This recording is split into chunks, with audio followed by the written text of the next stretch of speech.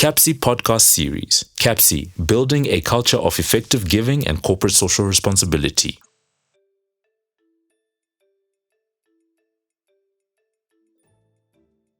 Welcome to another episode on Conversations on African Philanthropy with me, Bhekinkosi Moyo, the Director of the Center on African Philanthropy and Social Investment at the Wits Business School in Johannesburg, South Africa.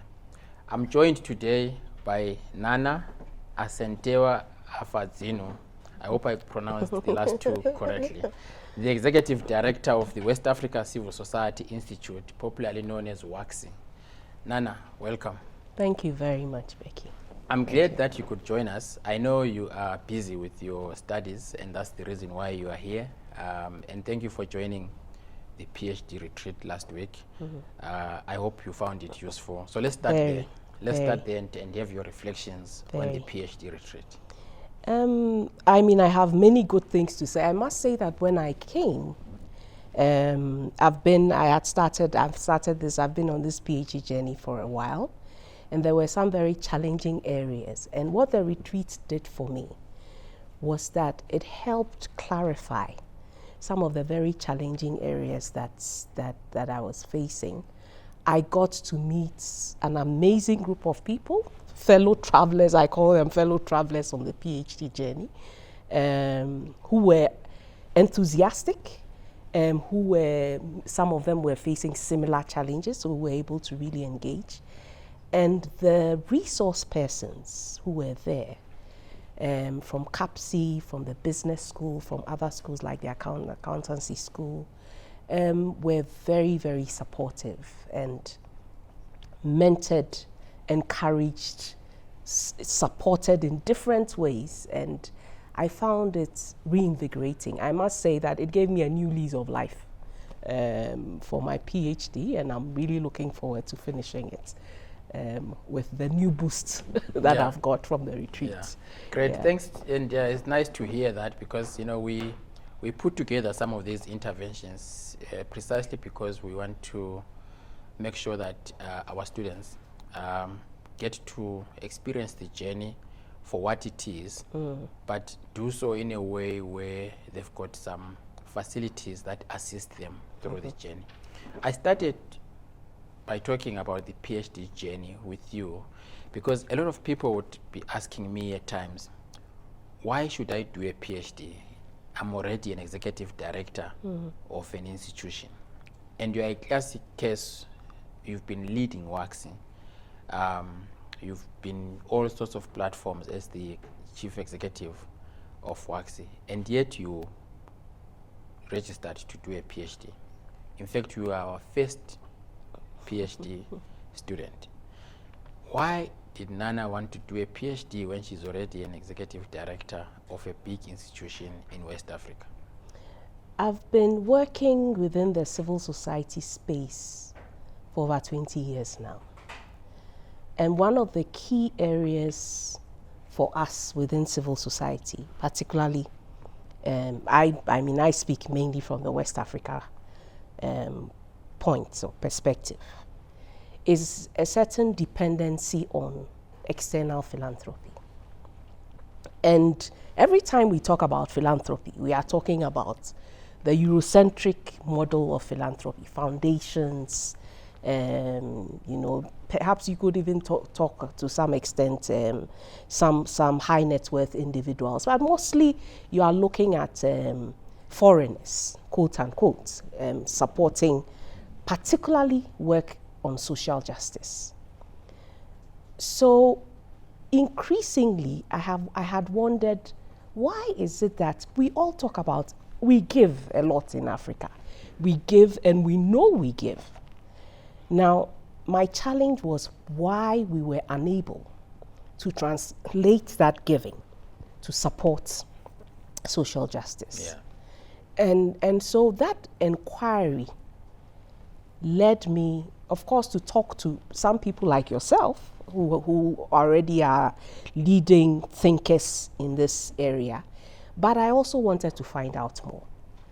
And I thought a PhD would give me that opportunity to research a little, at least dig a little bit deeper to understand. And even when we talk about philanthropy and we say our philanthropy, what is it? What have we documented to show that this is our philanthropy? And so that is really what led me in this direction. Yeah. Of course, it would be nice to have a PhD as well. Yeah. That is another aspect of it. Yeah. But I believe that for myself, I really wanted to have that knowledge and understand. Yeah. I remember a couple of years back, I was asking, are you doing this because you want to be an academic? And you said no. Yeah. Are you still insisting that you don't want to be an academic? I don't think I'm cut out for academia, Yeah. I must admit. But I do think that I have something to contribute.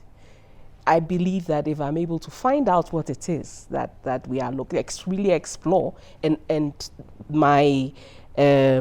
my search has led me to focus a lot more on Akan philanthropy. It would be good to share that, what it is that I found. Yeah. And so I may find myself contributing, being maybe adjunct faculty in some schools, but all out academic, I'm not sure about that. Because I believe in being in the field, quote unquote. Yeah, and the reason why I'm asking this and wanting us to talk about it is to encourage others who might want to do studies in philanthropy, social investment, or the different expressions, without necessarily doing so to become academics, but to become authorities in the field. Because it's one thing to learn as you go, it's another to actually be an authority in the field that you are leading on. And so I really think that it's important for people to see the other side of studying. That is not necessarily to become a researcher or an academic, but to actually improve your knowledge of the subject and become an authority. It does help when you become an authority in something that you are pronouncing on. A lot. And so that's the reason why I started there. But I also think it's important because one of the things that we've always been saying, and I think that's part of what you also would have said either in the literature and all that, is that we actually don't know much about the expressions of African philanthropy in different contexts and in different countries. And your focus is to really look at how the Akan in Ghana actually express their philanthropy. You've been in the field, and you just said you just completed recoding your work. Are you? Can we be the first to just get a sense of what are the emerging themes or trends that are coming out of your work, so that next time we hear Akan, we hear the word philanthropy, we can begin to at least see some trends and expressions. Yeah, sure.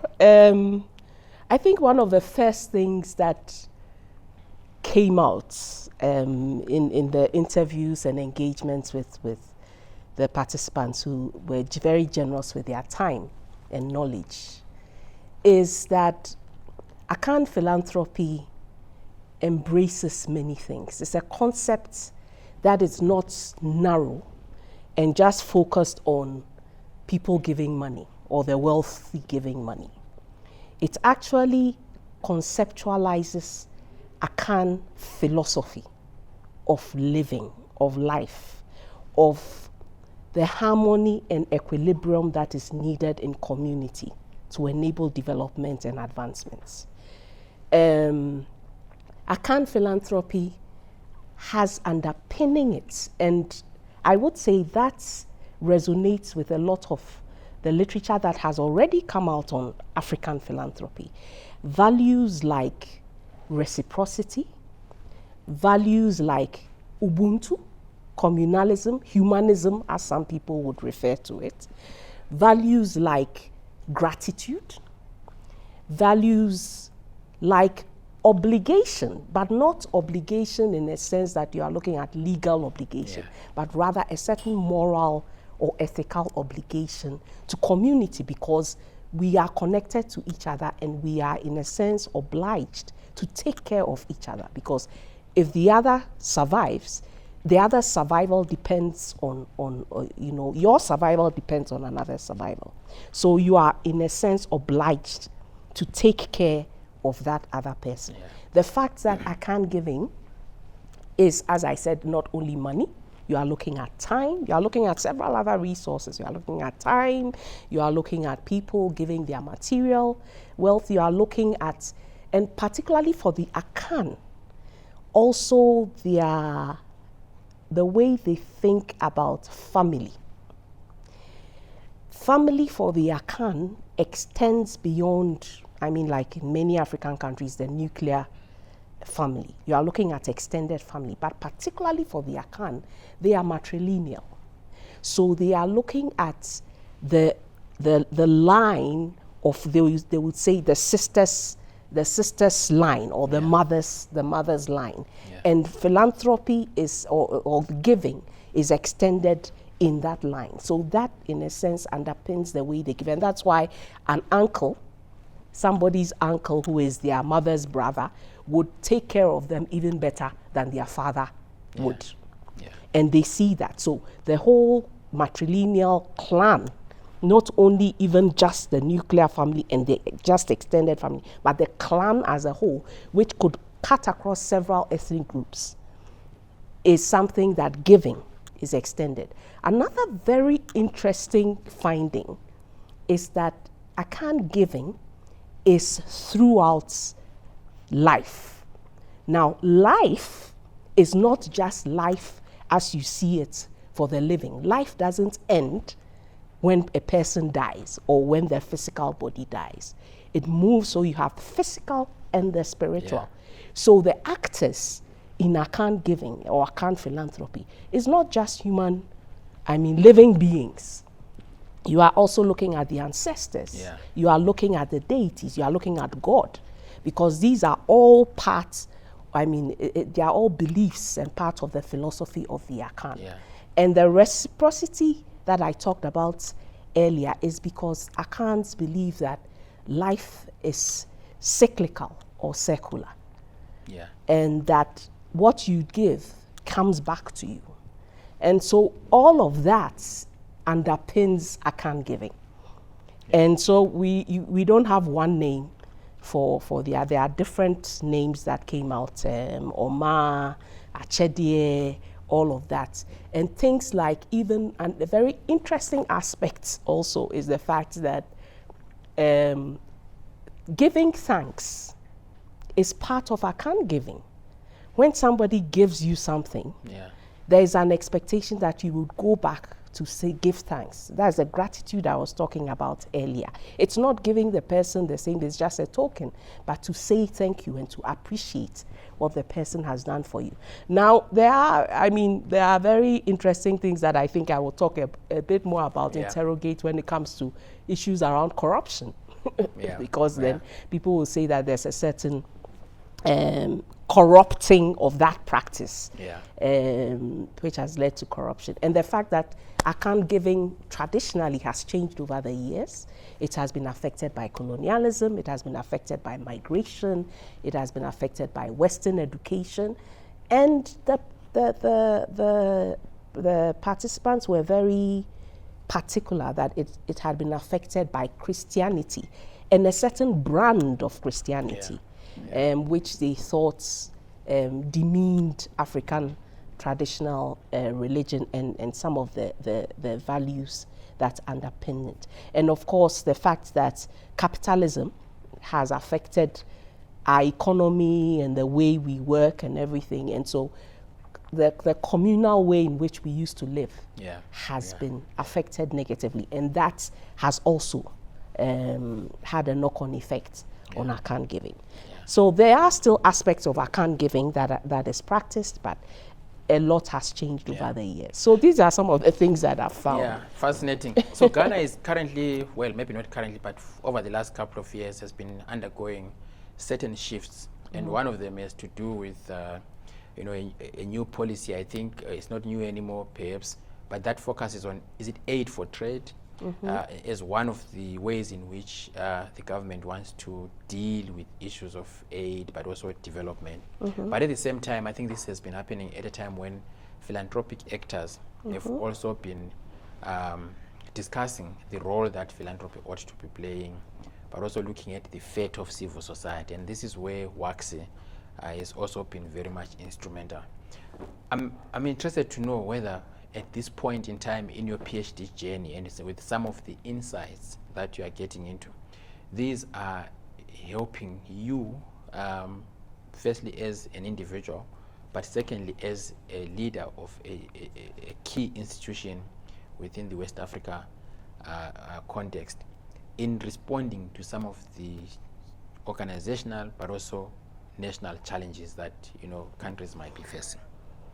Yes, there are a number of things that I've thought about. First of all is that Ghana, the president did talk a lot about Ghana Beyond Aid as one of the key strategies that they were going to pursue. And it has been extremely challenging, also because there were really no structures that were put in place to support that rhetoric. One of the things that WACSI did was to share our own opinion of the strategy that had been proposed, and to clearly show the gap where philanthropy was concerned, because it did not speak to philanthropy at all. So that was one of the areas, and it goes to show that philanthropy, as we have it in our context, is not taken seriously by our governments as one of the key areas of resourcing development for our countries. So that gap was one of the clear areas, and that is one of the things that, of course, I have already noticed, and one of the reasons why I'm doing this PhD in the first place. The other area is the actors that I see within our own philanthropic space that could be engaged a lot more than they have been. As I've said, there's a lot of focus on external donors. Very little focus on looking within to see what resources we have within. Now, the account philanthropy that I'm doing clearly shows that our chieftaincy institutions are philanthropic actors. Our communities are philanthropic actors. Women, talking about within our communities, are very strong philanthropic actors. The churches are philanthropic actors that we can engage. And yet, when it comes to raising funds, and of course, if you look, we can also look at our families, our high net worth individuals. When it comes to raising funds, and I'm talking money precisely, not resources, speaking generally, we don't really look at these as a critical part. Informally, yes, but formal structures of giving or resource mobilization do not take into consideration these institutions. So I think going forward, this is one area that we would need to pay more attention to. Traditionally, these were already institutions that were giving. How do we go back to engage them more? During COVID, and a number of the participants that I engaged were chiefs, traditional leaders. They gave examples of how they had supported their communities, during COVID. And so how are we engaging these in a more formal way and bringing them into the mainstream social justice space to support the work that we are doing? So for me, these are some of the areas that I think that we could look at. Of course, there's also the other key aspect of our high net worth individuals that we need to engage a lot more.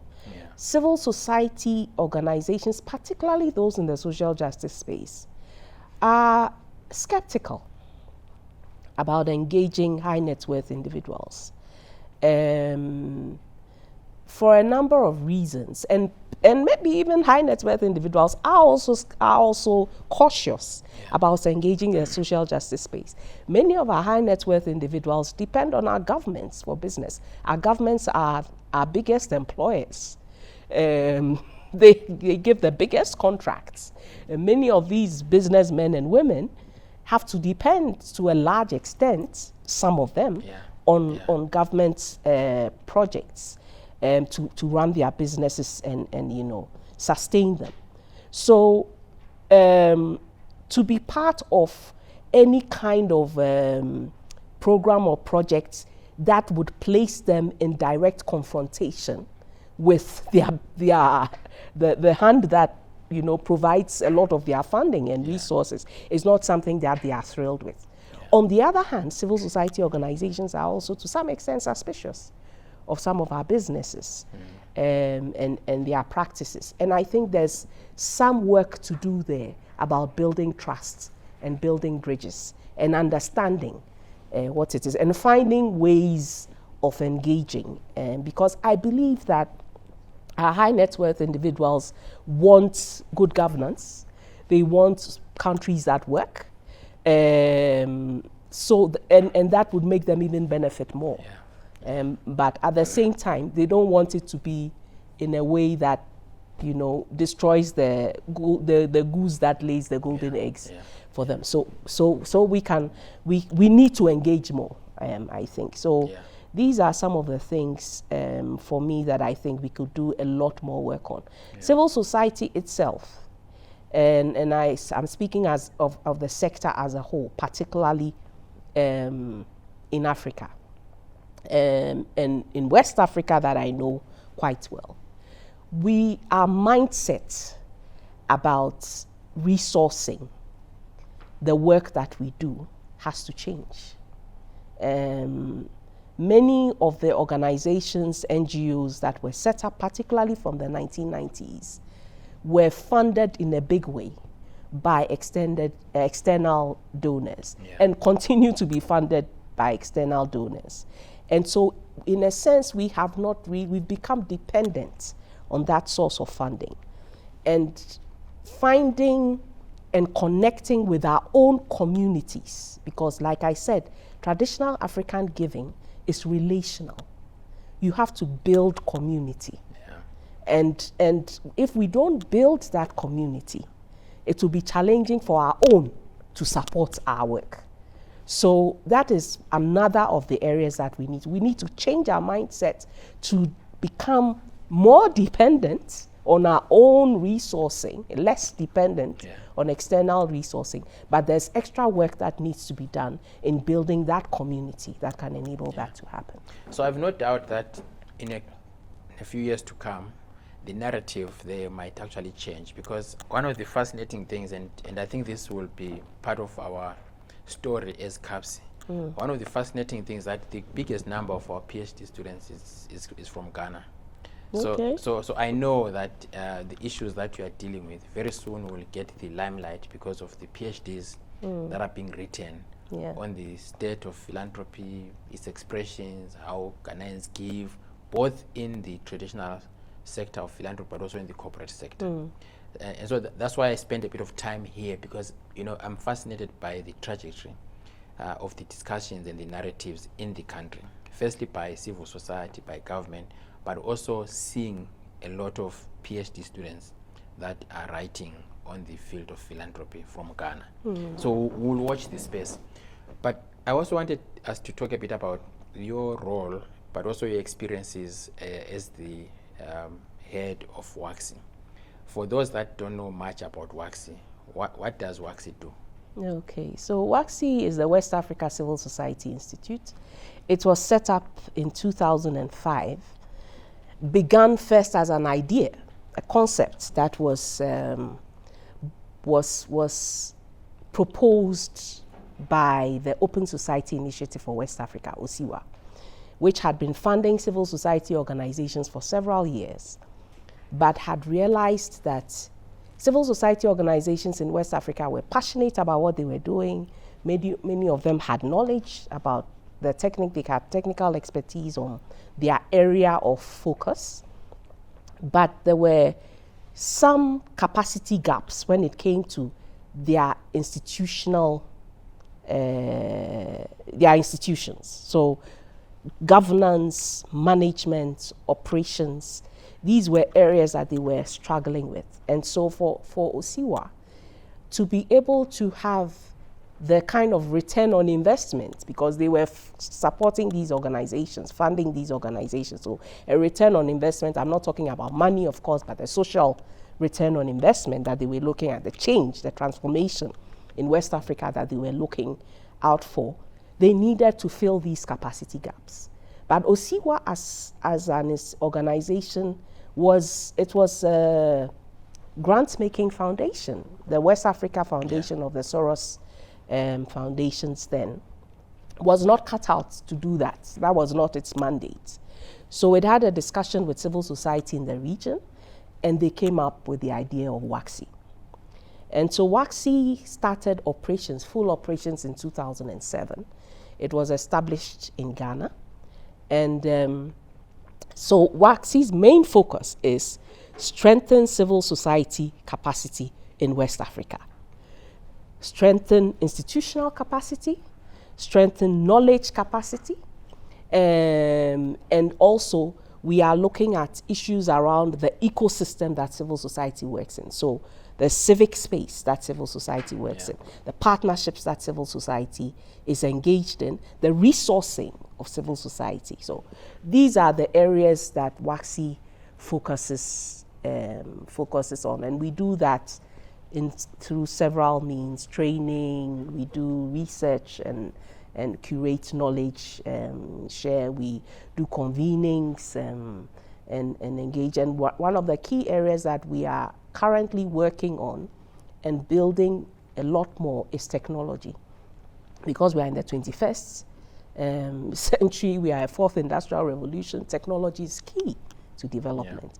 And there's a need for civil society in West Africa to be engaged in this. And so how do they get the capacity that enables them to use technology, but also to make sure that it enables them to make impact in what they are doing. So we want civil society not only to be influential, we want civil society to be efficient, we want civil society to be effective.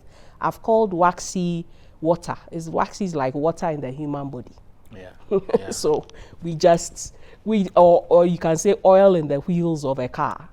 I mean, in the engine of a car, we just facilitate civil society to make it more efficient and effective. So, I mean, one of the reports that you guys brought out was the impact of COVID on civil society organizations from different countries. And obviously, if I were you, sitting where you are sitting as the director of WACSI, providing all these facilities, and then a big thing like COVID happens, I would feel that our work has been derailed somewhat. What were some of the key, I would say, findings from that report? Which, and how have those findings influenced the way in which you are now programming? Thank you.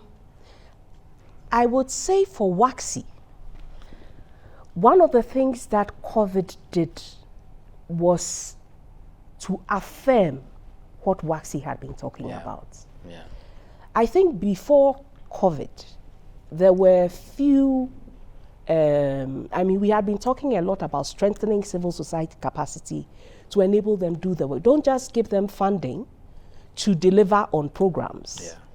Give funding to strengthen institutions so that they can continue the programs and also sustain the gains that have been made. Not too many donors, I mean, were really investing into this. Its capacity building was like an afterthought. So what COVID did was that it showed that because over the years, institutions, civil society organizations in West Africa that were doing great work, a number of them could not continue to function effectively because they had not been strengthened. They had been doing good work, but their institutions were weak. They did not have reserves. When COVID hit, there was nothing because they couldn't I mean, most of the funding was tied to doing activities. And they couldn't do activities because of COVID, because of lockdowns. And because that had happened, they could not use the funds that they had. They could not pay people. Technology, which was key if you wanted to continue to work during COVID, they did not have. They did not have the hardware, they did not have the software, they did not have the skill and expertise to use technology. Because there had been no investments in these. And a lot of it, this was because funding that was given, as I said, a lot of it was just to deliver on programs. You did not have long-term flexible funding that went into strengthening institutions or giving institutions the opportunity to put some funding aside to build some reserves or have a certain cushion that they could fall on when Black Swan, they had Black Swan moments like COVID. Nobody knew COVID would happen, but it did. And it hit civil society organizations hard. So it affirmed on many levels what WACSI had been saying. I think the other thing that it did was the discussion about shifting power within the international development space, which WACSI was already engaged in together with several others in at the global level, was strengthened. I mean, I think it was made even more important because when COVID hit, many INGOs had to leave or they couldn't function in the countries that they were working in. It was local organizations that did the work. And so the question was, why then do we always support a lot more INGOs than local organizations? And so these are some of the things that, and these are some of the conversations and advocacy areas that WACSI is engaged in. For WACSI, COVID, in a sense, was a blessing in disguise because it helped people to see why there was a need for an organization like WACSI and why civil society needed to be strengthened, given the supports that they needed to enable them to do work longer term than just for short term gains.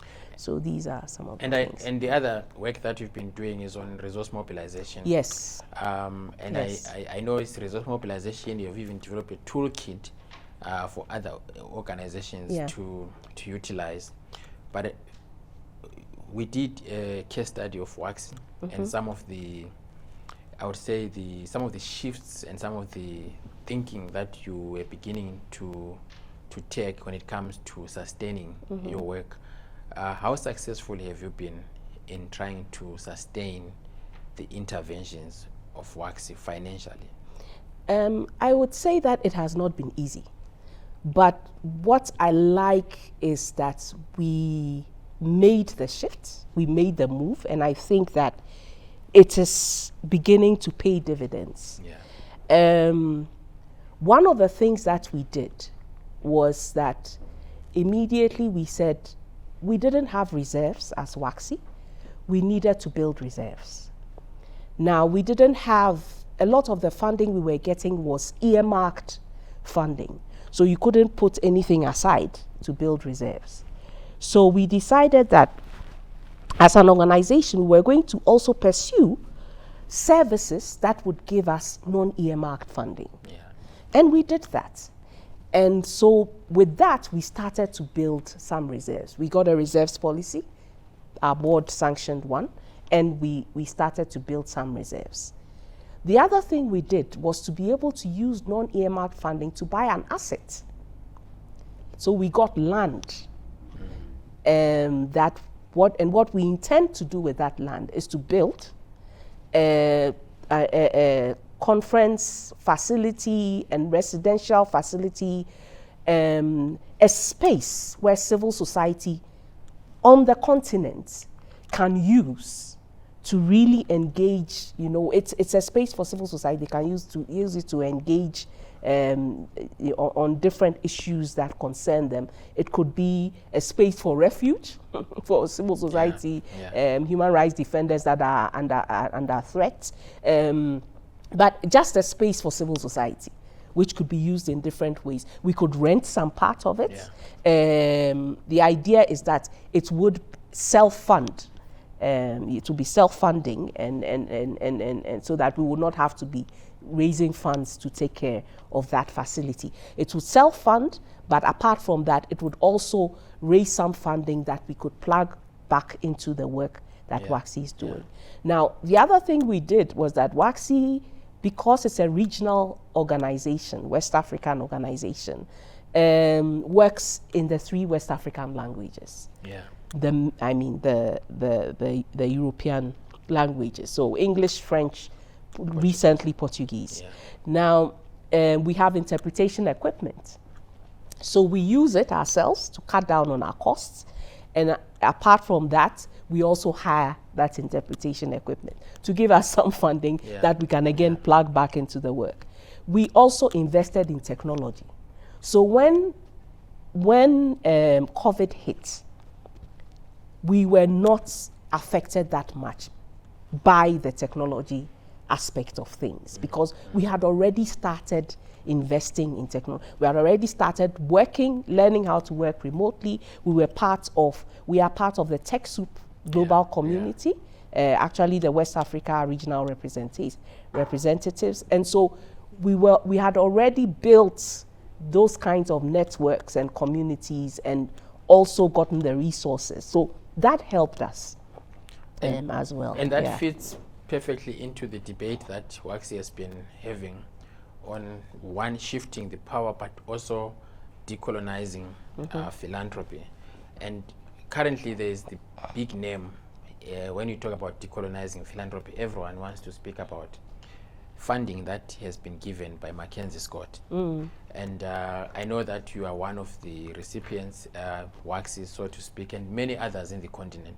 And there's a narrative that is emerging around the kind of philanthropy that has emerged as a result of her giving.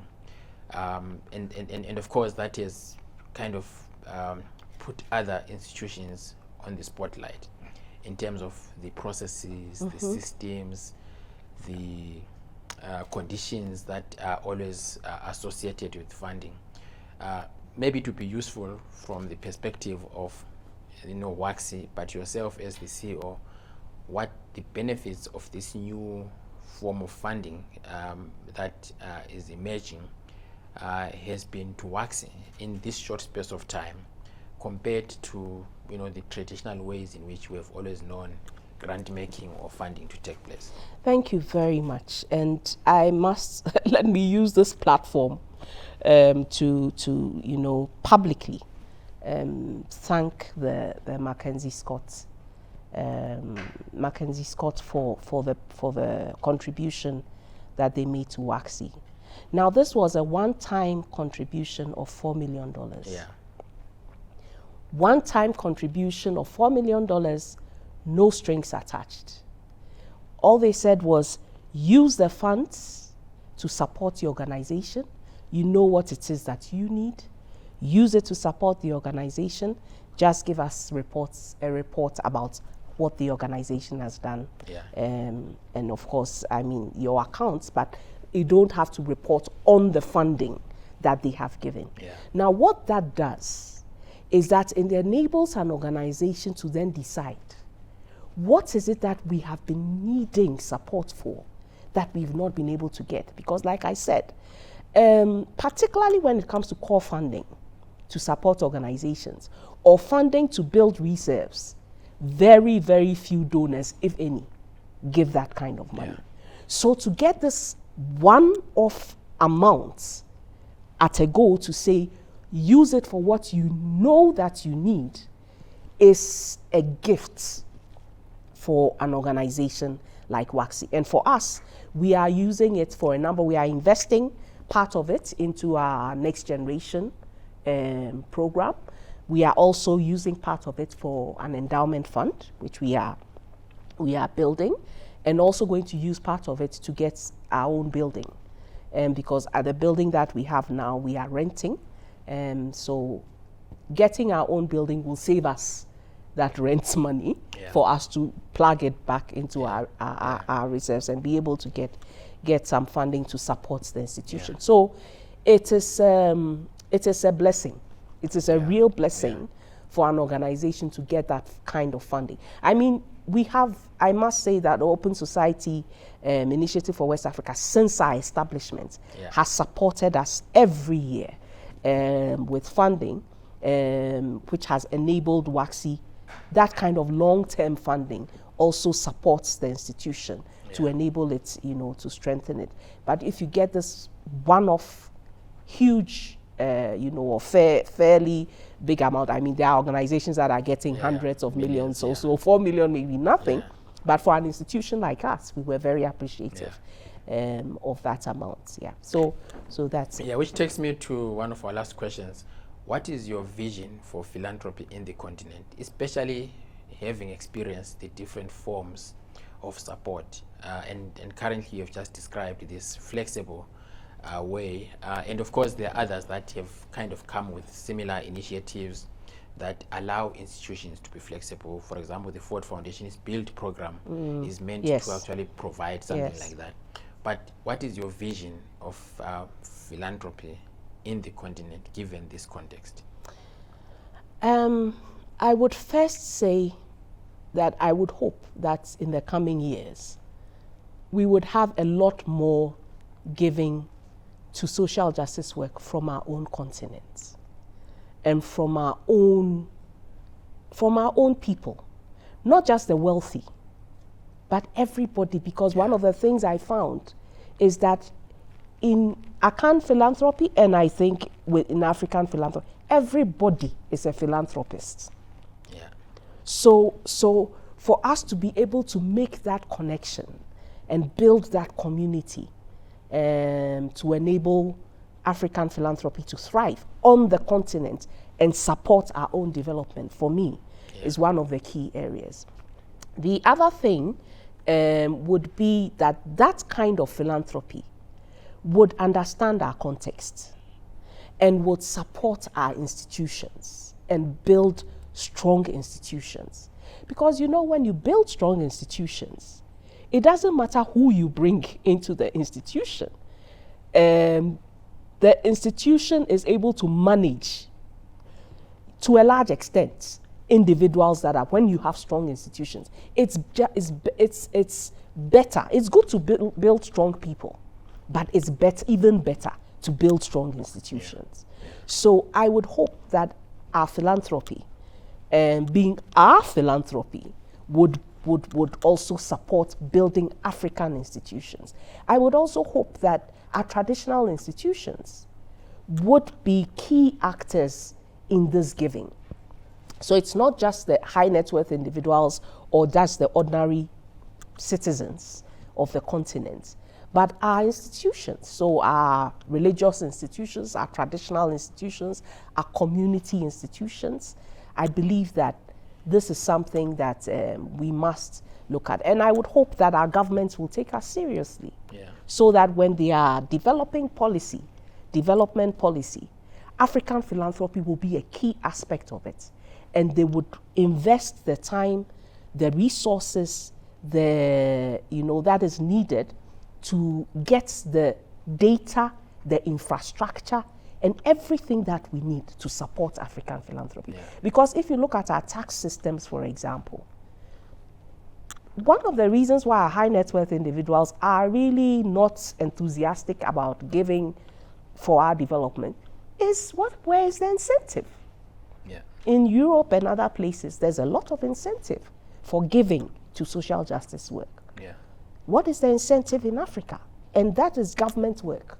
That is something our governments need to work on. So I think all these things are areas that we could look at to really support our philanthropy. So finally, I've been speaking to Nana, the lawyer, the Chief Executive Officer of WACSI, the PhD candidate. But I want to end this by asking who Nana is in terms of birth, upbringing. But I also think names have deeper meanings in Africa. Maybe you could tell us who Nana is, but also use the names. So Nana, Asantewa, Afadzinu. Yeah. What do they stand for? Yeah, actually, that's where I was going to start. Yeah. Because I really, truly believe that my name has had an impact on my personality. Yeah. Even though it wasn't something, of course, that was deliberate. But my name, Nana Santua, is the name of an Ashanti queen mother who, in the 1900s, fought the British or led the Ashantis to, or the Asante, as is the traditional name, to fight the British to protect the golden stool of the Ashantis, in which they believed held, the spirits of the Asante kingdom. And the king had been taken into exile. The British, who wanted to colonize the Asantes, wanted to go for the golden stool because they knew that when they go for the golden stool, they had broken the spirit of the Asantes. And so they needed to go to war, but the men were afraid to go. And she threatened that if they didn't, the women would go. and she rallied the men, and they went. I would say they were defeated, though they were, but the golden stool was protected. And for me, I think that spirit of justice, of fighting for what is right, is something that I believe in. And it's really part of me. I was born in 1971 to an accountant, a chartered accountant, my father, and he's an Ashanti and my mother is a Ga. So they are different ethnic groups, in Ghana, middle class family, and so I grew up in a very sheltered space, I would say. But I think my interest in social justice and really came after I had been called to the bar in 1996. I went to work in the Gambia with the African Commission on Human and People's Rights. And it was there that, at that time, that Sani Abacha was at his worst in Nigeria. And you had a lot of young Nigerian lawyers coming to the African Commission to, submit or file complaints against the Nigerian government and other countries dealing with human rights issues.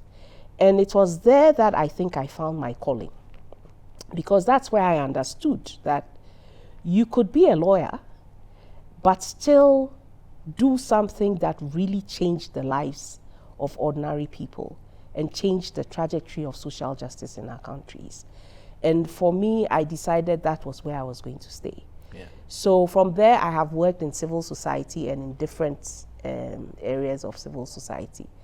I am just an African woman. I say I'm African. I don't really, you ask me, I'll say I'm from Ghana, but in every country that I go to, I have to have a conversation with immigration because they don't think they think I look like a woman from their country. Nigeria, South Africa, Ethiopia, have that same conversation. So I think I just look African. So I'm an African woman married with 2 boys. And I just, I love my work. I really love my work and see the change that civil society is making. Thank you, Nana. I ended here because I wanted us to reason backwards and not reason forward. So thank you for making the time, and thank you for the work that you do. That was Nana Asantewa Afadzinu. Thank you for watching this episode.